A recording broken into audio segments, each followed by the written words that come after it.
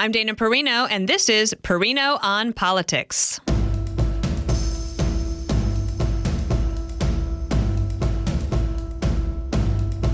President Trump's second term proves to be making waves while Democrats are barely treading water in an attempt to reshape their party. Looking ahead to the 2026 midterms, which party will sink or swim? Joining me now is Republican strategist and executive vice president at Targeted Victory, Matt Gorman. And welcome to Perino on Politics. This is where I call up my smart friends, who I'd be calling anyway, and get briefed on what they think about the state of politics at the moment. So, Matt Gorman, I think we have to start with, we are recording this, it is Monday, February 24th. So we are just about 5 weeks into President Trump's second term. And it has been a lot. How do you, in a big picture way, describe what's going on in Washington where you are now? You're right. I mean, it's certainly different than the first term. They're certainly walking in more confident and more organized than they did back in 2017. And I think the fact is, we haven't heard much about, which was essentially the first thing they did, which was the immigration and enforcing on that. I think as much as the press really wanted to make some hay of that, they realized they weren't going anywhere. But I think where DOJ has kind of 1,000 little storylines that bloomed in this. And so the press has latched on to numerous ones a day of where all the cuts have gone, what happens in the agencies and this department, that department. And so that has kind of become what the press has feasted on. Now, the question is, does the Trump administration care? Certainly Elon doesn't care. That's part of his, charm, so to speak. But I think where we are right now is a lot of scrutiny on DOJ and what they're doing, and how does that shape us and take us into what essentially will be the biggest part of his term, in my opinion, which would be whatever he passes with the Congress for reconciliation. So hold all of that thought. Let's talk about immigration for just a moment, because this was an issue that became the number one, or it was tied at number one in that last month before the election. In almost every poll, what are your top two issues? Economy, immigration, and they were right there neck and neck. So I just want to talk about immigration for a moment. So there's lots of things that have happened. Criminal migrants being taken out of the country. But over the weekend, it was very, very quiet. That the Trump administration fired a guy over at Homeland Security for not moving fast enough on getting deportations done. And to me, just looking at it, it feels to me like there's a lot of activity and a lot of things being done, but the pace is not enough, apparently, for the White House. What do you hear about that? I've heard those rumblings too. So the ICE kind of change wasn't a shock to me. I think that just the Trump administration feels like, again, immigration, DOJ, whatever, they have a moment to get as much as they can, right? And I think certainly the public's with them on immigration. So I think what they believe is, before the debate changes, before we get too down the line here, get as much done as we can. And look, the debate shifted out from under Democrats all through the last couple of years. And I think the Trump administration wants to take advantage of how this debate has shifted and the popularity of what they're doing. Well, you might be more familiar than I am, certainly, with Boston. We just did an interview on America's Newsroom about the sanctuary city of Boston digging in its heels, saying, no, we are not going to cooperate with ICE. We are not going to help you deport these illegal immigrants, especially the criminal illegal immigrants. And Corinne Hajar, she's on the Boston Globe editorial board. Globe? What's the other paper up there? The Herald, either Globe or Herald. I think she's with the Globe. But basically, she's done all of these stories and investigations about some very serious criminals in the Boston area who have been protected under these sanctuary laws. And I got to imagine that even within the city of Boston, the taxpayers might be kind of fed up with this. Yeah. I wouldn't be shocked. I mean, you have, I believe his name is Mayor Wu. And she really relished standing up, along with Governor Healy, who's the Massachusetts governor, relished standing up to Trump. Yeah. And while you had pockets in 2024 go Republican, out like on kind of the Cape and islands out in eastern Massachusetts, but also a lot of western Massachusetts went Republican, the state as a whole didn't really change that much. Okay. I think that is what they're probably seeing too. But you're right. Boston certainly different pockets of ethnicities in that city that make it up. It's a unique city. I lived there when I was working on the Romney campaign. Right. I haven't spent much time there. I would like to. I would like to have gone to that hockey game last week. That was cool. Yeah. That was neat. So let's go back and talk about DOGE, and then I want to talk about the tax cut bill and the spending plan, because in a way, I feel like all of these things are happening together. You're a communications expert. I think a lot about communications. A couple of things are happening that I understand their desire to move fast, but I also think that you can move fast and communicate well. I mean, there's nothing to be said that you couldn't do that. And I'm not a snowflake in any way, and I believe that people do have to justify their existence and their jobs. But I find a couple of things interesting. One, you have this running tally, I believe it was at the New York Times, that has looked at some of the DOGE cuts, and it's like, well, actually, that's double counted. That is actually 1 million, not 1 billion. And you start to see some holes in a little bit of the operation where they're trying to be very transparent. I don't know if they're, what I said last week, which is measuring once and cutting twice rather than measuring twice and cutting once. And the communications of it all, I feel like, is a little bit aggressive, because I think there's a way to say, hey, federal government, we want to make sure everything is on the up and up. We want to make sure everyone's doing their jobs. So by Monday afternoon, could you please send 5 things that you did last week that will help us make sure that everything's going? Just a couple sentences in addition to justify your existence might help. Yeah. Yeah. And this is Elon, right? But maybe people don't want that. Maybe I'm wrong. I mean, no, like, I think, look, this is Elon, right? You have the good and the bad, right? And, or where he is bold enough to make these massive kind of, disruptions and take apart the bureaucracy and all that. But you're right. You get this kind of, well, we're going to do this really quickly. We're going to do this really quickly. And as we all know, none of these cuts really take effect until Congress actually claws back the money. And I think that's why also this law is going to be so important that we actually keep the cut that we're doing. And I think that let's talk about the law that you're talking about, just because, remember, we keep this at 30,000 foot level. So I'm thinking about the moms out there. Yep. What do you need to know about what's coming in terms of the spending bill, the budget bill? So this is going to be, in my opinion, what the Trump second term hinges on. It's going to be this, as he calls it, one beautiful bill through reconciliation. There's tight margins in the House, not a little bit more wiggle room in the Senate, not much, but it's going to encapsulate everything he can't get done with executive order. And look, as we all know from Biden, Obama, Trump, the stuff that passed through Congress is the most lasting. It obviously can't be reversed. So it's going to take part immigration, energy, which are things that will unite the party. No problem there, right? But taxes and spending, there are some, I wouldn't say deep fissures, but real differences in the party about how we go about this. Do we touch Medicaid? Do we touch, any entitlements? Do we touch defense? These are questions we're going to have to answer, all the while, as we talked about this, keeping the government lights on, right? Because government funding ends in mid-March, and that's a hard deadline that they need to work against. Okay, so when you say that government funding ends in March, people might remember that in the past, we've had temporary government shutdowns because the Congress couldn't agree on a number. You're starting to hear a little bit more about that now. I listened to the Daily Punch this morning. They said, it's March 14th is the date, and so we're not that far away. It's 18 days or something like that before there would be a government shutdown. I don't know if there's going to be a government shutdown. My gut instinct is that there won't be, because it's not really in anyone's interest right now to have one. Or do the Democrats want the Republicans to get into that position? I mean, we've been through this so many times with us on the other foot, where we want to shut the government down, or we don't want to help give votes to keep the government open. And now we're the ones telling Democrats, no, help us keep the government open. I think 2 things. I think that we will not have everyone vote for the whatever the funding bill essentially is in our party, right? That's just essentially how it's always going to work. So we're going to need Democratic votes. I think Democrats as a party are far more just instinctively want to keep government open, right? They're just a party of government. And I think that's will work in our favor to keep government open. And 2, what I would make the case to Democrats is, look, you shut government down, And you're helping Elon do the job of Doge, because suddenly government is down. It's like shutting your car off at a red light. You have to go stick the key in the ignition, turn it all the way back on again instead of just hitting the brake button.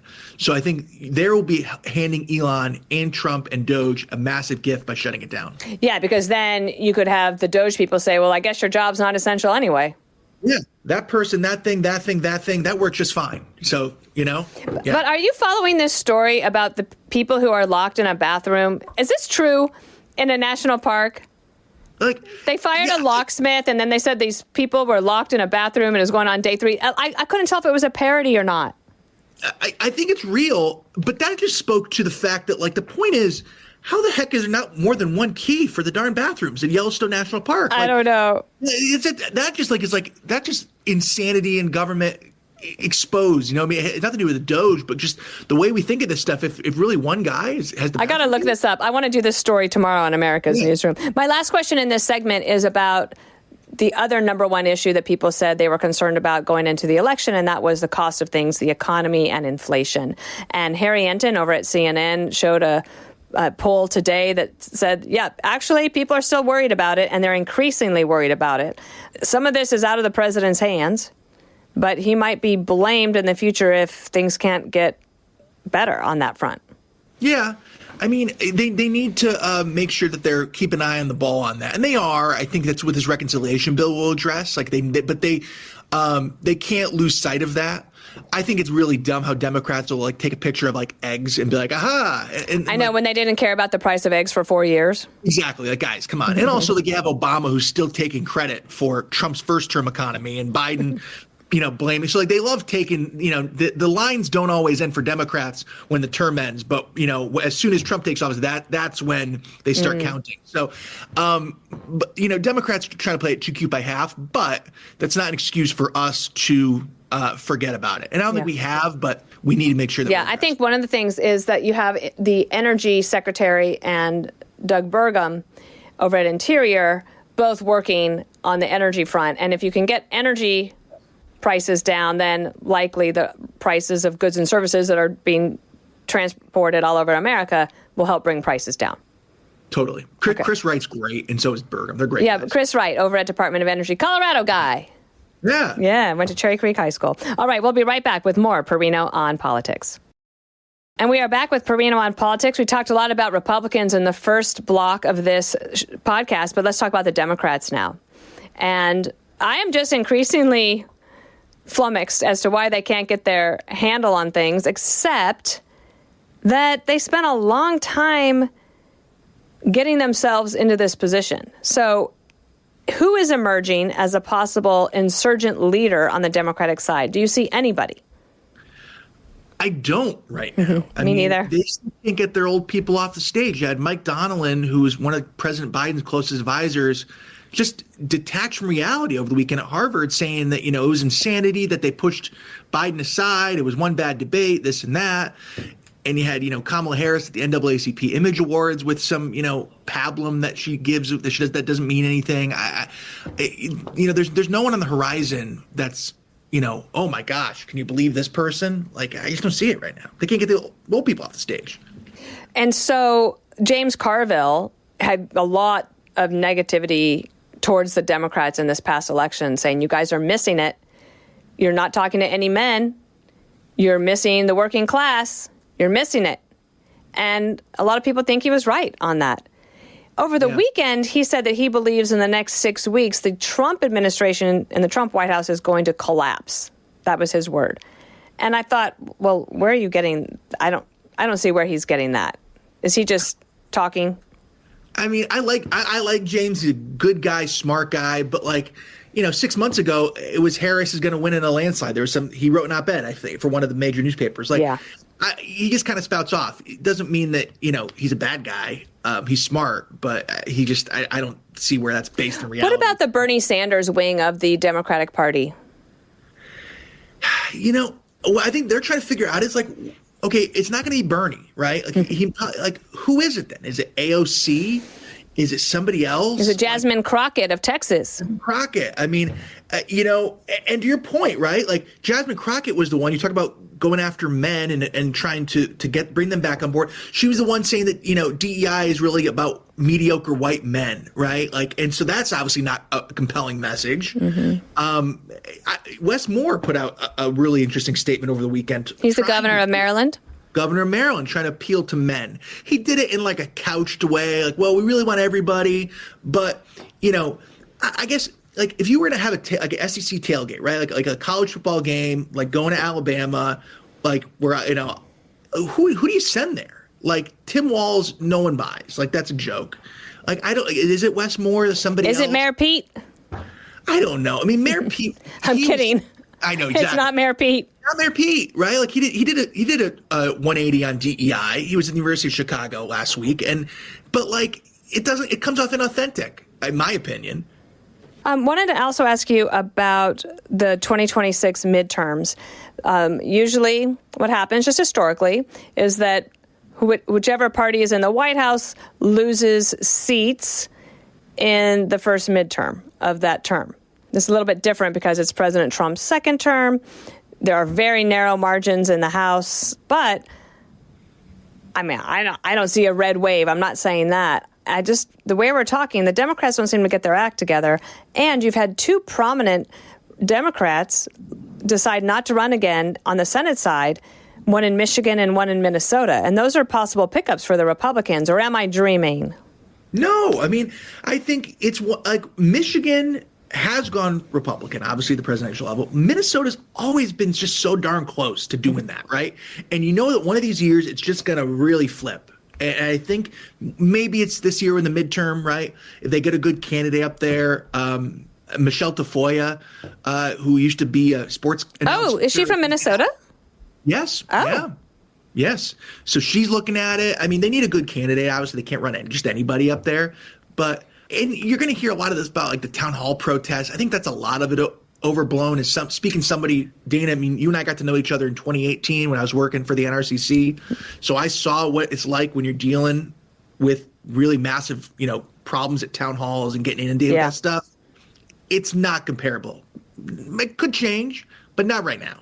Got you. Mark Halpern, in his newsletter today, The Wide World of News, said that you could see some green shoots of a possible left-wing Tea Party growing.